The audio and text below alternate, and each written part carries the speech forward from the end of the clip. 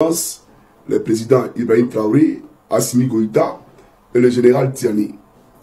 J'aimerais saluer les présidents des partis politiques dits d'opposition en Côte d'Ivoire, en l'occurrence les présidents Laurent Gbagbo, Tidiane Thiam, Stéphane Kipré, Charles Blé Goudé, Simon Yves Gbagbo, Afi Nguessan, Mamadou Koulibaly et Solo Kibafourikiom. J'aimerais tous vous saluer, chers camarades. Alors, je suis M. Koukounion Christivon, dit M. Johnny Pacheco Antonio. Et je fais cette vidéo aussi pour faire une étude comparative entre le faiseur de coup d'État, Alassane Dramane Ouattara, et notre frère Gbagbo Koné, qui actuellement est dans un centre de rétention en France. Et je crois qu'aujourd'hui, son procès. Alors, nos prières l'accompagnent et je sais que le Seigneur Jésus-Christ que nous prions le protège et qui sera avec lui.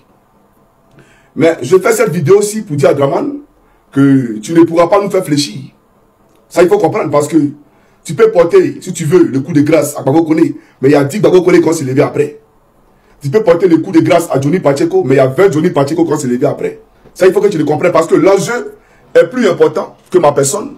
L'enjeu est plus important que la personne de Gbagbo Koné. L'enjeu, c'est la libération définitive de notre pays, la Côte d'Ivoire. Aujourd'hui, qui est prise en otage par des faiseurs de coups d'État, des truands, des gangsters et des barbares. C'est ça la réalité. J'entends les gens dire que nous sommes des gens qui insultent. Mais j'aimerais rire. Parce que quand vous dites ça, moi ça me fait marrer. C'est une fuite en avant, c'est un militant du RDR. Quand vous dites qu'on insulte là, c'est une fuite en avant. C'est parce qu'en réalité, vous n'avez pas d'argument. Voilà pourquoi vous estimez qu'on insulte. Sinon, quelqu'un qui a les arguments va venir apporter, bien entendu, mais la réplique intelligemment à Johnny Pacheco. Mais vous n'avez pas la force des arguments. Parce que vous êtes des barbares, vous êtes des tueurs. C'est ça la réalité. Alors, j'aimerais ici, avant de renchérir, allez, ça s'il vous plaît, parce qu'on va aller en profondeur aujourd'hui. C'est très important d'aller en profondeur. Alors, on va aller en profondeur aujourd'hui. Alors, j'aimerais ici, bien entendu, avant de renchérir, dire ceci à Dramane Ouattara. Aujourd'hui, je vais parler de toi au nouveau majeur. Au nouveau majeur, je vais parler de toi au nouveau majeur, parce que c'est plus qu'important.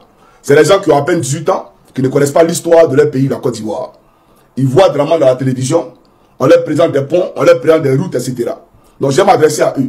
Mais avant de m'adresser aux nouveaux majeurs, je vais m'adresser aux moutons du FDR, qui sont bien entendu pas seulement à Paris, mais partout ici en Occident. Alors je vois des gens qui amalgament tout. Notre frère a été arrêté pour des questions d'ordre politique.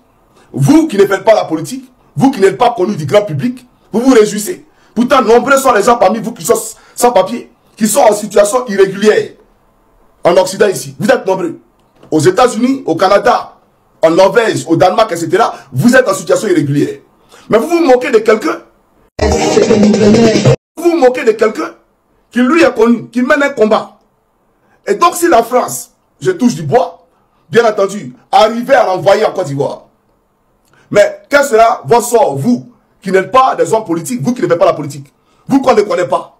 Si on peut expulser un activiste alors que sa vie est menacée dans son pays d'origine, alors qu'il va dans son pays d'origine pour y trouver la mort, si on peut l'envoyer là-bas, ne pas, comment on appelle ça, lui faire un cadeau, mais et vous qui n'êtes pas des gens connus, et vous qu'on ne connaît pas, voilà pourquoi il ne faut pas se moquer de lui. Parce que tu ne connais même pas ton sort. Tu ne sais pas de quoi demain sera fait. Lui, il est là-bas pour un problème administratif. Mais il y a des gens qui y sont parce qu'ils n'ont simplement pas de papiers. Ils n'ont pas volé, ils n'ont pas tué. Mais parce que lors d'un contrôle de routine, la police les a appréhendés. Et donc, on veut les expulser pour ça. Mais il ne faut pas se réjouir. Parce qu'en te réjouissant, tu ne sais pas de quoi demain sera fait. J'aimerais te le dire. Voilà. Maintenant, quant au nouveau majeur, j'aimerais dire à ces jeunes gens de s'asseoir tranquillement parce que j'ai beaucoup de choses à leur dire. J'ai beaucoup de messages à leur partager. Voilà.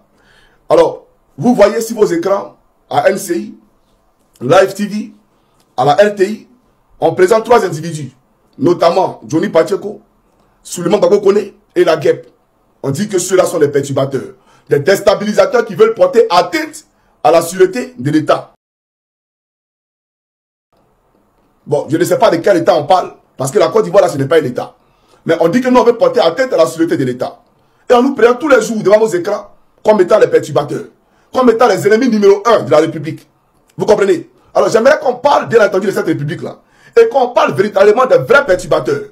Parce que vous me voyez, c'est un jeune, je n'ai pas d'âme, je n'ai que ma bouche pour parler. N'est-ce pas? Je n'ai que ma bouche pour parler. N'écoutez pas vos grands frères qui ont fait. N'écoutez pas vos grands frères qui n'ont plus de morale, qui n'ont plus de conscience. Parce que ces grands frères-là me rappellent un peu l'histoire de Satan dans la Bible. Quand la Bible parle de l'Antichrist qui va venir pour régner sur la terre, et la Bible dit que nul ne pourra acheter, nul ne pourra manger, et nul ne pourra manger s'il ne porte pas la marque de la bête, c'est-à-dire 666, ça veut dire quoi? C'est ceux-là aujourd'hui. Parce que remplacer la bête, l'Antichrist dans la Bible, là, par Draman Ouattara. Aujourd'hui, les Ivoiriens font les éloges de Draman Ouattara. Comme demain, il y a les êtres humains qui feront des éloges du diable, lorsque le diable viendra pour régner sur la terre. Et donc ceux qui seront marqués de comment on appelle ça, du chiffre de la bête, eux là, pourront bien entendu louer des maisons, pourront acheter des voitures, aller dans les supermarchés s'approvisionner en denrées alimentaires, etc., etc. Mais ceux qui n'auront pas la marque de la bête, ceux-là seront persécutés, seront tués. C'est ça la réalité. Donc c'est pareil. Vos frères, ces vendus là, qui font l'apologie d'Alassane Draman Ouattara aujourd'hui, me rappellent l'histoire de l'Antichrist dans la Bible. Draman Ouattara, c'est l'Antichrist. Draman Ouattara a génocidé, a massacré le peuple de Côte d'Ivoire. Et aujourd'hui, les gens font sa promotion parce qu'ils mangent. Parce qu'ils mangent l'argent du sang, le sang de vos parents, le sang versé. Ils mangent cet argent-là. Et ils pensent que nous sommes tous pareils. Vous vous moquez de quelqu'un. Vos frères, ces vendus-là, qui font l'apologie d'Alassane Draman Ouattara aujourd'hui, me rappellent l'histoire de l'Antichrist dans la Bible. Draman Ouattara, c'est l'Antichrist. Draman Ouattara a génocidé, a massacré le peuple de Côte d'Ivoire. Et aujourd'hui, les gens font sa promotion parce qu'ils mangent. Parce qu'ils mangent l'argent du sang, le sang de vos parents, le sang versé. Ils mangent cet argent-là. Et ils pensent que nous sommes tous pareils. On voit même des artistes qui vont m'interpeller sur mes postes. Parce qu'ils vont voir certains, ce qu'ils appellent ministres là, et on paye 20 tickets, 30 tickets pour les concerts. Donc eux, ils pensent seulement qu'à eux, ils ne pensent pas au peuple de Côte d'Ivoire. Donc on n'est pas pareil, chers camarades. C'est pour dire tout simplement, pour dire aux Ivoiriens, que soyez fiers. Je vais vous parler d'un monsieur avant de rentrer dans le débat des fonds. Il s'appelle le président Gbagbo Laurent. Alors, monsieur Gbagbo Laurent, vous le voyez généralement en train de faire des meetings. Un monsieur qui parle calmement, n'est-ce pas? Vos frères, ces vendus-là, qui font l'apologie d'Alassane Draman Ouattara aujourd'hui, Alassane Draman Ouattara, et je les prends de ce qu'il dit. Pourquoi il appelle rebelle? Tout à l'heure, il va vous le démontrer. Ce monsieur-là, Draman Ouattara l'a envoyé, bien entendu, dans les géants de la Cour pénale internationale. Donc, ça veut dire pendant 7 ans, le président Gbagbo est resté couché. Resté couché pendant 7 ans. Mais quelqu'un qui est couché tout le temps, c'est normal qu'il ait des coups battus. C'est normal que son état physique prenne un coup. Donc, si le président Gbagbo est comme ça aujourd'hui, pour paraphraser Nadi Bamba, mais c'est la faute à qui? Alassane Draman Ouattara. C'est la faute à personne. C'est la faute à Alassane Draman Ouattara. Et je pense qu'il est encore plus robuste que Draman lui-même. Le président Gbagbo actuellement, il est encore plus robuste que Draman Ouattara lui-même. Mais alors plus en profondeur. Pour dire quoi? Pour dire ceci.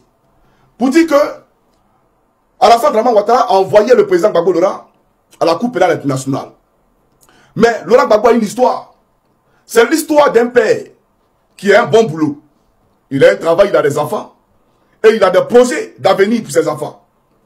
Avec sa femme, il décide d'envoyer leur aîné dans une école de pilotage pour devenir, bien entendu, pilote de l'air. Au cadet, il décide par exemple de l'envoyer aux États-Unis pour aller poursuivre ses études. Et il décide avec sa mère, avec sa femme, de construire une maison de retraite par exemple dans le village. Et donc le père, qui a un bon projet pour ses enfants, commence à se mettre au travail, commence à planifier, commence à mettre de l'argent un peu de côté. Et dès l'instant qu'il veut rentrer dans son projet, automatiquement il est frappé par un licenciement. C'est-à-dire il est éconduit, on le renvoie de son travail. Mais on le renvoie de son travail là, il matérialise comment son projet de construction de sa maison. Il matérialise comment son projet de financement des études de son fils est bien entendu aux États-Unis et dans l'aviation. Il le fait comment? C'est pareil pour le président Gbagbo. Voici un monsieur qui avait des projets de grande envergure pour la Côte d'Ivoire. Un projet de décentralisation qui allait permettre la compétitivité de toutes les régions de Côte d'Ivoire. Ça veut dire qu'aucune région n'allait dépendre de l'État. Désormais, dans la région du Cavali, si on avait besoin d'infrastructures routières, d'écoles, d'hôpitaux, d'universités, on allait plus se retourner vers le chef de l'État. On allait avoir des conseillers régionaux à qui on allait donner des fonds pour pouvoir travailler pour les régions. Voilà la réalité. Donc ça allait permettre à tous les Ivoiriens de jouir de la richesse de leur pays, de l'argent de leur pays. Mais voilà que le monsieur veut matérialiser son projet, qui allait permettre aux Ivoiriens de se soigner, aux Ivoiriens de manger convenablement, Et il est frappé par une rébellion, comme le père qui a été frappé par un licenciement. Donc voilà un peu comment comprendre l'histoire du président Gbagbo là. Vous comprenez? Donc c'est pour dire quoi? Pour pouvoir financer les études de ses enfants, il faut travailler. Mais normalement, la Côte d'Ivoire, l'école devait être gratuite. L'éducation devait être gratuite. Mais sous Draman, c'est payant. Nos enfants, même, on le bat qu'ils soient à la maison. Mais pour pouvoir aujourd'hui, sous Draman, financer l'éducation de son enfant, il faut avoir un travail. Mais si tu n'as pas de travail, tu finances ça comment? C'est pareil. Un monsieur qui a frappé par une rébellion. Le pays est divisé en deux. La zone cacaoyère est dirigée par les rebelles. Vous voulez que ce monsieur-là, il travaille comment? C'est ça la réalité. Et eux, ils ont le culot de venir nous dire qu'il n'a rien fait. Alors, on va aller en profondeur. Et là, nous passons, bien entendu, à la phase documentaire. Donc, je vais vous présenter la phase documentaire pour corroborer ce que c'est en train de dire. Pour dire à Draman Ouattara que moi, je ne suis pas créatif de ta personne. Moi, tu ne m'inquiètes pas. Je suis peiné. Voilà pourquoi j'ai observé un moment de silence pour mon frère Gbagbo Koné. Parce que je suis un humain. Et sa situation me touche beaucoup. Et donc, je n'ai pas venu faire des vidéos, d'accord? Alors que mon frère a mal. Mon frère est en train de subir une situation dont je ne connais, bien entendu, la conclusion. Donc je suis peiné. Mais en même temps, d'aucuns me demandent de venir parce que certains s'interrogent. Johnny Pacheco est où, etc. Le combat doit se poursuivre, doit continuer. Mais voilà pourquoi je n'ai pas dit mot pendant ces 2 jours-là. Mais on va aller en profondeur. Je vais vous présenter ici des séries de vidéos pour que vous compreniez de quoi il s'agit. Chers jeunes,